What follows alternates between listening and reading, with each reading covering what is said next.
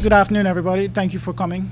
We just wanted to share basically a new vision or an alternate vision to what the government is saying should be done with the airport. And the main statement starts by the Minister of Finance is misleading the people of this country when he says that the CCC is the only way to go, that a sole source untendered process with the Canadian Commercial Corporation is the only way that we can sustain or afford a new airport.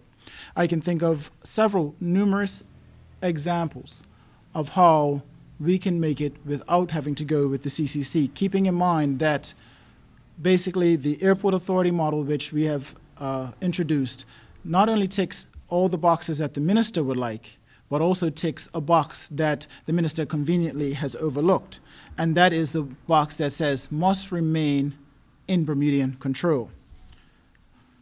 What is also alarming is that the minister on national television said that he does not know the numbers. The Bermudian people should be worried on multiple levels. If the minister does not know the numbers, how can he sign off on multiple times to get us further and further into contract negotiations with the CCC? This is something that 75% of voters have voted against. And what they are voting against is the fact that the way that the government is deciding to move forward with this sole source untendered project. The Minister of Tourism and Transport also allowed us to get to phase 2 without knowing the important details of the project. And also, if he doesn't know the numbers, then how can they criticize those that do? As we all know, number crunching is not the Minister of Finance's strongest skill set. As we remember in recent memory, $800 million was what he said we needed for 3 years, to sustain us for 3 years, and it has run out shorter than that. He also went and said that interest rates were going to increase or rise when they actually fell, costing the country millions of dollars. So now, also when it comes to the Minister of Transport, this is the same minister that under his administration and under his tenure has seen significant numbers of buses out of service. We've also seen those buses that are in service cockroach infested. We also had those people of the visiting and local public together also be treated like and reported to be treated like cattle when using the ferries as an alternate source of transportation. The Minister of Transport says that our current airport levels leave a bad impression on those visitors coming to and leaving the island. But yet, there is no exit survey that I am aware of that suggests that any visitor will not return to this country as a result of their experience in our airport. Now, when it comes to the airport authority, and the minister saying that the CCC is the only way to go, in 2011, the Bahamas government decided to create an airport authority. In 2007, the Jamaican government created an airport authority and has an ongoing restoration project in midst right now. And recently, as a few days ago, the Antigua and Barbuda government has created an airport authority, and all three governments have built an airport using a variation of the airport authority model. So this begs to differ, and this begs to differ with what the minister is saying, and leaves us with the all-important question. If this is a bad deal for Bermuda and a bad deal for Bermudians, then who does this really benefit?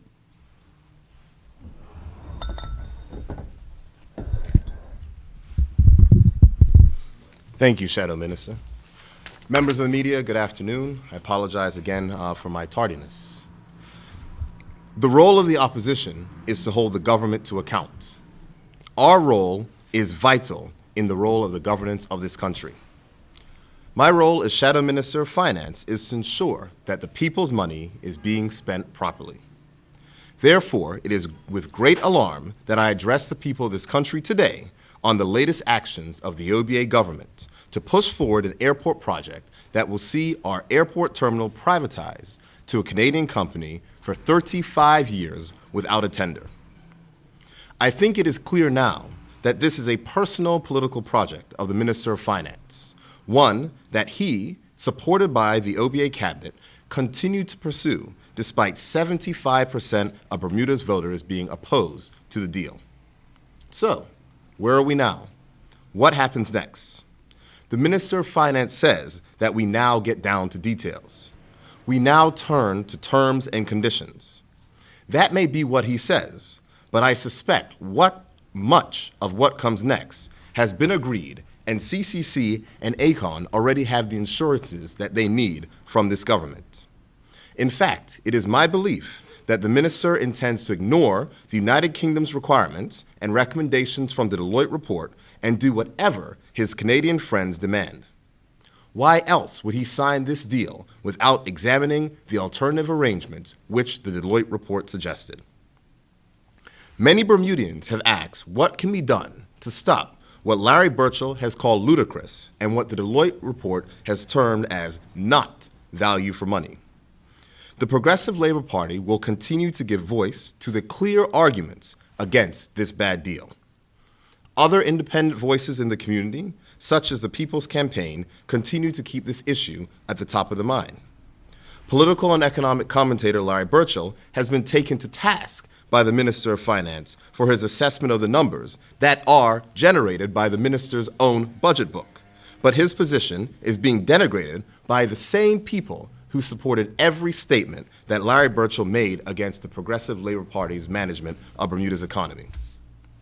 What remains in this discussion is for other independent voices to speak up and speak out, as in 2015, it cannot be acceptable for the largest capital project in our country's history to be commenced without a competitive tender process.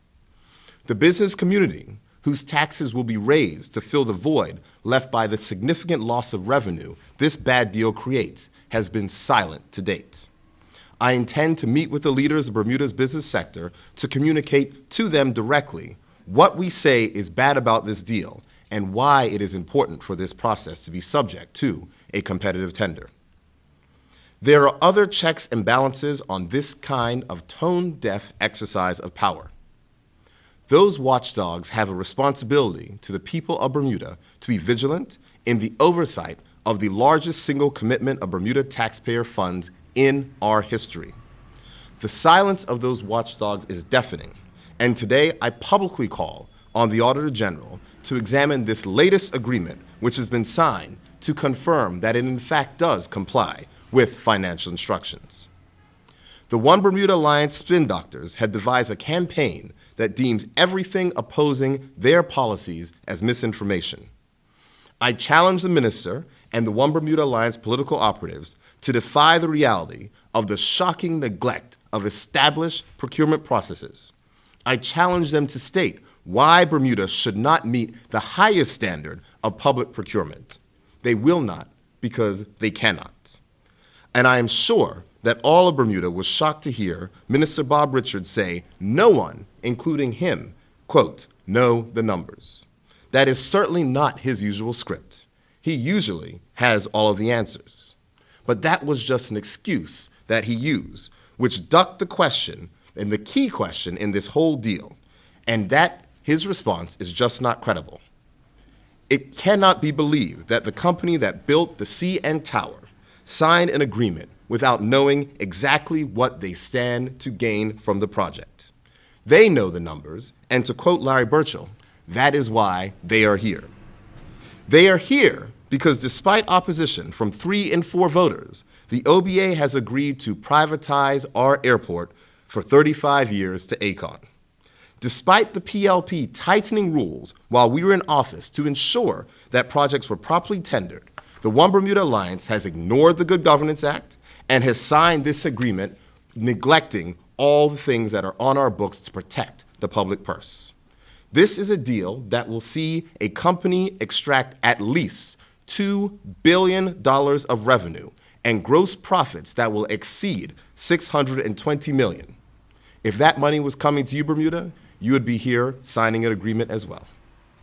At a time when the One Bermuda Alliance is cutting programs that affect the most vulnerable in our community, the OBA cabinet has set Bermuda upon a course that is contrary to our financial interests. It is shocking and frightening that the Minister of Finance would tell this country that this is the only way. His very own documents from the Ministry of Finance, as mentioned in the Deloitte report, say the exact opposite. And I quote, This is from the Deloitte report. The documentation we have viewed does not set out how the government of Bermuda analyzed the costs and benefits of a sole source procurement strategy against those of the anticipated competitive RFP process for a PPP, except at a high conceptual level. As a result, there is no robust evidence indicating that a sole source PPP would offer more value for money than a competitive procurement strategy for a similar concession. That same report goes on to say, and I quote again, "It should be noted that the conclusion in favor of a sole source procurement, notably citing lack of investor interest, is made by CCC, and the government may want to perform an independent analysis on procurement strategy to satisfy itself on the validity of the analysis." That means, simply put, the OBA has told us that there is no alternative, but their very own documents state that they did not examine the alternatives, and it is clear that there are alternatives in place that can offer Bermuda a better deal and may not result in the privatization of our airport terminal. These comments from the independent report are an indictment upon the Minister of Finance and call me to question whether or not he is up for the job. For any person to commit the people of this country to spending millions of dollars without the examination of the alternatives is a shocking dereliction of duty. Before I close, I have a number of questions for the media that you may want to pose to the Minister of Finance. Question number one, how much money has the OBA committed to giving ACON in this latest agreement? We understand that this deal contains penalty clauses, and the taxpayer deserves to know how much money they are spending, as we understand that figure is significant. Question number two, logic would dictate that we should examine the alternatives before entering into a contract with ACON. Therefore, why has the One Bermuda Alliance committed Bermuda to spending money with ACON before examining the alternatives, as have been recommended in the Deloitte reports? The third question, when does the OBA government intend on fulfilling the terms of the letter of entrustment that they agreed to, as that letter requires the OBA to, and I quote, publish a written and evidence-based assurance that the required measures have been taken, end quote. And question number four, did the One Bermuda Alliance receive permission from the Accountant General to sign this second agreement with CCC and ACON? The first permission that they received contained specific conditions. Were these conditions met in order to warrant a second permission? As it currently stands, this deal is a bad deal for Bermuda. The Progressive Labor Party will do its job to hold the government to account. The people of this country cannot allow the One Bermuda Alliance to privatize our airport for 35 years and ship hundreds of millions of dollars of profits to Canada. There is an alternative, there is another way, and we will continue to educate Bermudians on how Bermuda can do better. Thank you.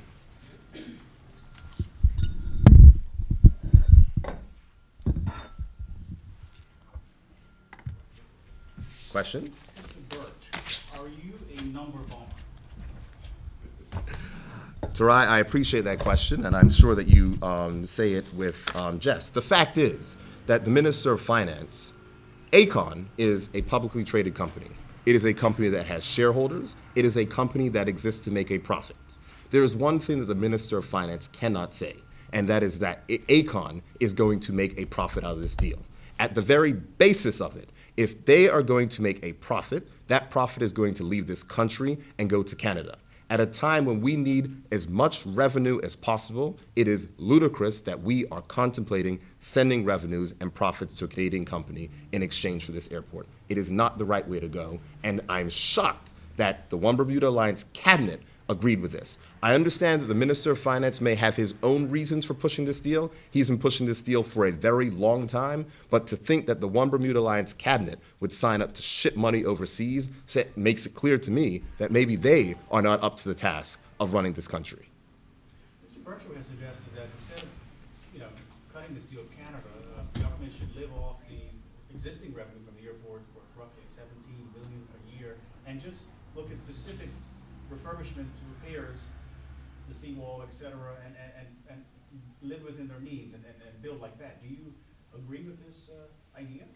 Well, I'm not going to speak specifically to Larry Birchall's ideas. He is an independent commentator. He can make his own opinions, just as we expect other people to make their own opinions.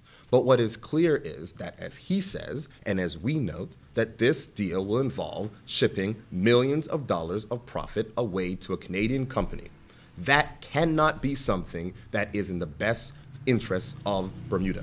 The fact is, the airport right now turns a $17 million profit a year.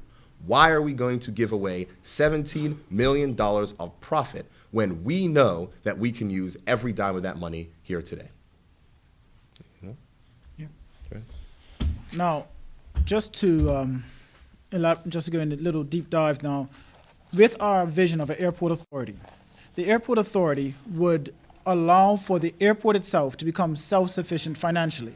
Now, what that means is that the departure tax and all airport-generated revenues would go right back into providing or covering the overhead, the projected costs, and the operational costs of the airport. So therefore, what that means is that with if there is an upgrade or a new terminal that needs to be built, those profits that the airport generates would go towards that, which means that the cost of running the airport day to day is no longer a burden on the government's purse. It is no longer coming out of the taxpayer's pocket. What it is doing is being sustained by basically the business behind the business, the flowing of tourists, the flowing of visitors through our airport, and that is why we would suggest that we come with the airport authority, because what that does is leaves the Bermuda airport, our most lucrative asset, in the hands and control of Bermudians, and it also then allows for us to be able to look at making a permanent solution to the temporary causeway. Scott, Yes. you've mentioned before that a new airport for Bermuda is perhaps a decade overdue. The creation of an airport authority, I mean, how long could that take? Let me get one and do that. Just if I can, because I think that it's a very key point what the Shadow Minister said. Because let us understand that when an airport authority model, or what the government of Bermuda, the OBA, is currently contemplating, is the fact that with the OBA's plan, the airport authority, or whatever organization is put in charge of the airport, is going to be owned by a Canadian company.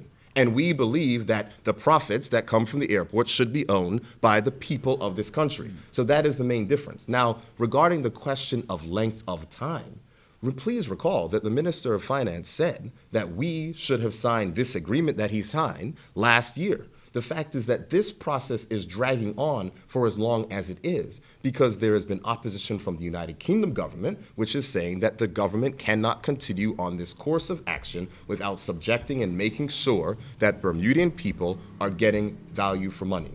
The Accountant General, when asked in the Public Accounts Committee, said that a tender process would take 3 to 6 months. If this process started in June 2014, we would have been long past that 6-month period right now. The reason why this project is not moving forward is because of the bullheadedness of the Minister of Finance, who for some reason is determined to give this airport away to Aecon for 35 years and ship millions of dollars of profits overseas. If he would just humble himself, if he would just follow the recommendations contained inside the Deloitte report, if he would examine all of the alternatives, then I'm quite sure that the Bermudian people and maybe his very own cabinet colleagues would realize that there is another way that will prevent our airport from being privatized and will cause less damage to our government finances as it is now. We hear this thing about no debt. All of a sudden, what do you think is going to happen to the Bermuda government balance sheet when we remove $17 million of profit from it? We're going to have to find that $17 million somewhere else. That means that someone's taxes are going to have to go up, or the OBA is going to cut more government programs. So this whole argument about the finances not working, money is money. It has to come from somewhere, and it has to go somewhere. Right now, we have $17 million of profit, and we should use that to do what is necessary to be done for the people of this country. And also, when it comes to the creation of an airport authority, that in other jurisdictions was a simple act of parliament. Basically, you bring a bill, you pass it, saying that this is what's going to be created, the airport authority, and you have to make sure that you create an airport authority first, prior to signing it over. And as my colleague said, that if you sign it over first and then have them create the authority, that negates basically the benefits to Bermuda. It puts the control in another jurisdiction's hands. So therefore, if we were to have if the Minister of Finance or the Minister of Transport were to bring a bill saying the airport authority bill, we could then have it passed by December if we go back in November. Who do you think who's going to gain from this project? Well, I can't tell you, well, I can tell you a few people who will gain from this project. The law firm of Bennett Jones, which has billed the government significant amounts of money to date.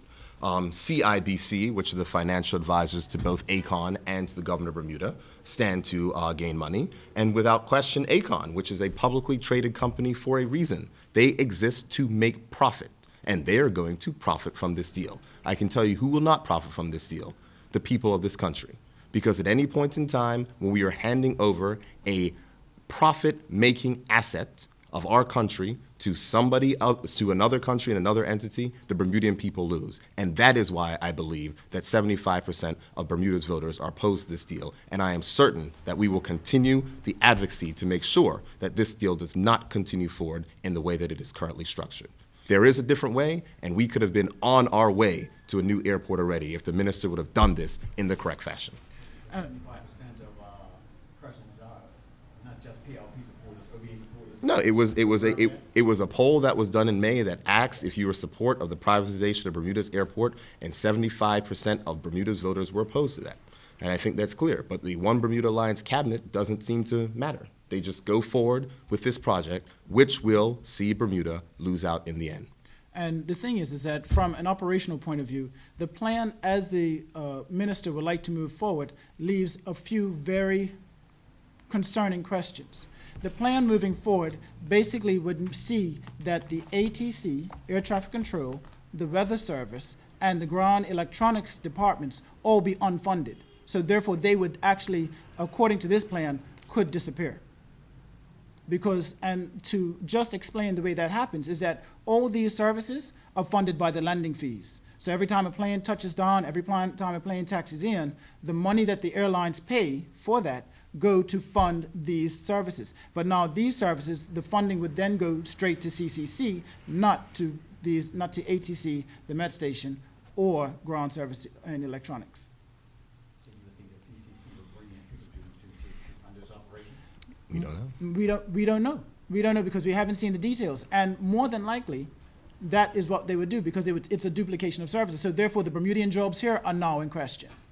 So once again, as the Shadow Minister says, CCC and a lot of international Canadian companies stand to benefit, while Bermuda becomes the constant loser or the biggest loser.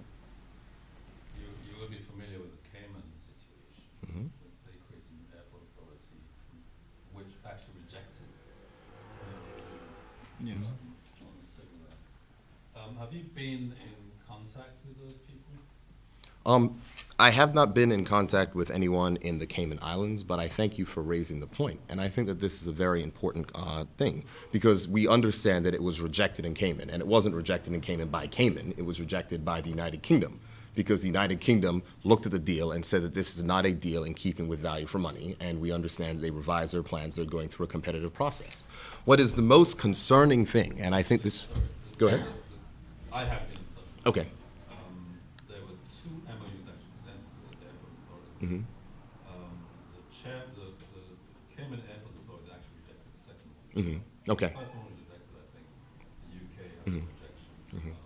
But the local authority itself eventually said this is not something we're going to do. And I think that is very instructive. But I think what is more instructive is the fact that the arguments, because let's be clear, this agreement signed yesterday commits the government to spending money with ACON. There is no question about it. We are now on the hook. And if we pull out of this deal, we are going to have to, at the very least, reimburse them for all of their costs over the past, I want to say, 18 months. But I think what's more key is that the defense that we hear from the One Bermuda Alliance is that Bermuda does not have to follow Her Majesty's Treasury's Green Book. They praise it as saying that it's the highest standard of public procurement, and then they say that we do not have to follow it. The Bermudian people should question why their government would tell them that they should not follow the highest standards of public sector procurement. That is what we've heard from the Minister of Finance, that we don't have to abide by Green Book guidance. We heard that from Senator Fay the other day, that we do not have to abide by Green Book guidance.